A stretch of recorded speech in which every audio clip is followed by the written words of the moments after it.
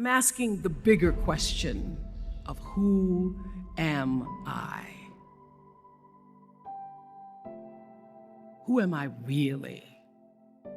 My answer is I am God's child. I am that which is born of all that is.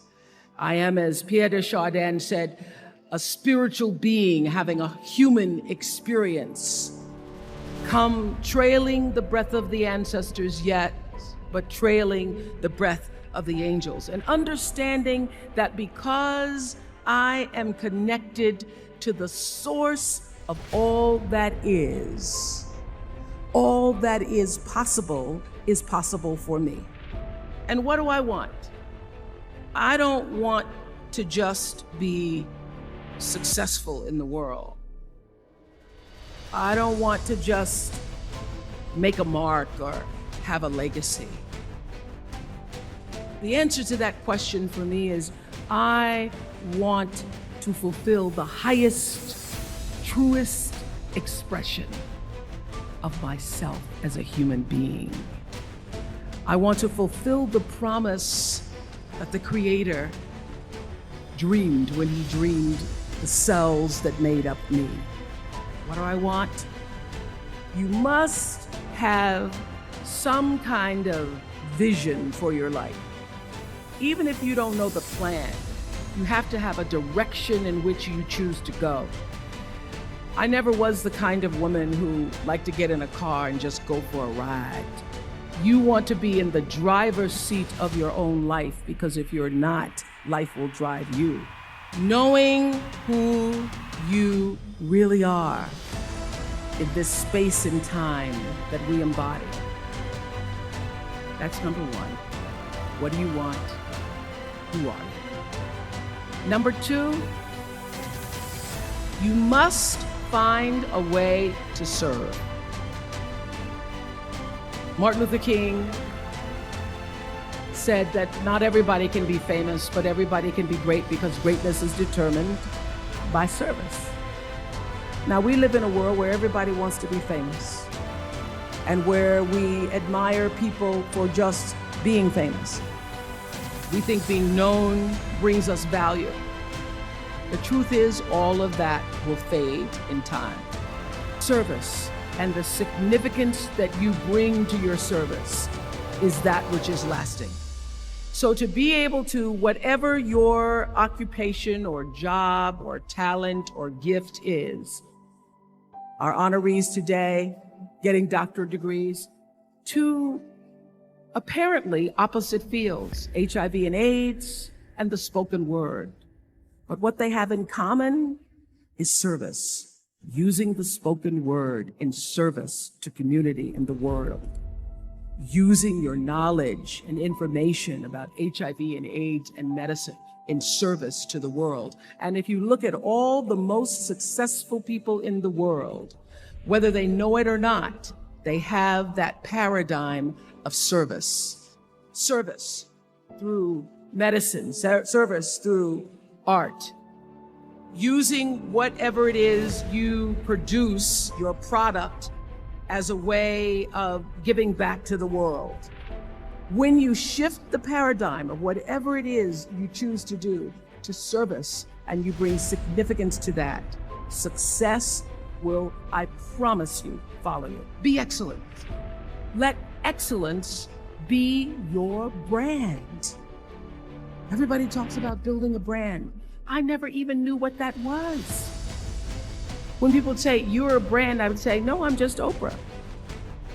What I recognize now is that my choice to, in every way, in every example, in every experience, to do the right thing and the excellent thing is what has created the brand. Years ago, I did an ad for Revlon for an ad they were doing called Unforgettable Women. And what I know is that when you are excellent, you become unforgettable. People remember you, you stand out. Regardless of what it is, you become an unforgettable woman. And that is what we all want. We want to be unforgettable and not forgettable. So doing the right thing, even when nobody knows you're doing the right thing, will always bring the right thing to you. I promise you that. Why? Because the third law of motion is always at work. For every action, there's an equal and opposite reaction. That is so true in all of our lives. Everything you even try to do to me, already done to you. So you don't have to worry about revenge or getting back at somebody, making sure they pay. You just have to do the right thing, and the right thing will follow you even when people don't support it. I remember many times on my show. There are many shows y'all never saw. And the reason you didn't see them is because I got the last vote. The most important thing I have come to know in doing the right thing and making the right choices is understanding what we talked about yesterday.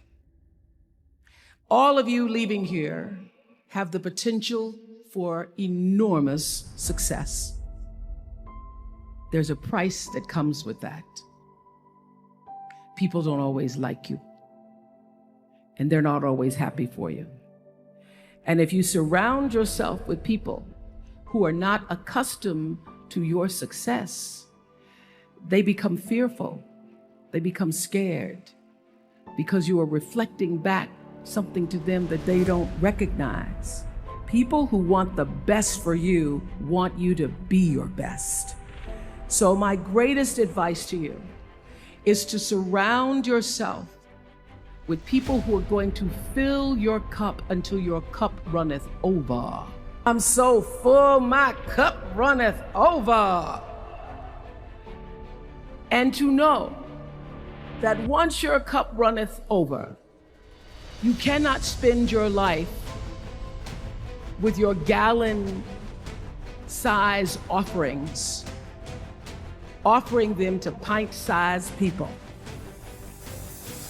You have got to surround yourself with gallon-sized people who can hang in the same company with you, so that you're not offering your gallons to those little pints out there who can't hold it anyway.